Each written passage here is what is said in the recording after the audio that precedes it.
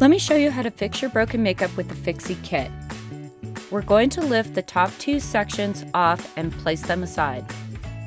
Dump your broken makeup onto the screen and use the pick end of the scraper to help. Grab your grinder, it's the black round tool, and grind your powder through the screen. Use the flat end of your scraper or the brush to get every last bit.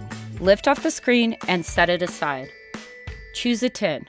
If you're not sure what size to use, I would recommend going smaller, and you can always make a second one later.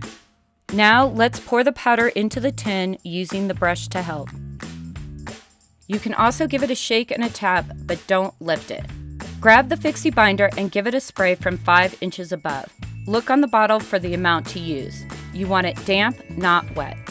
Use the lid to press. Hold for about 10 seconds and then take a peek. Lift the holes and tap off the extra powder. Your makeup is now ready to use. Look, no color change. The FIXY makeup kit made your makeup as good as new.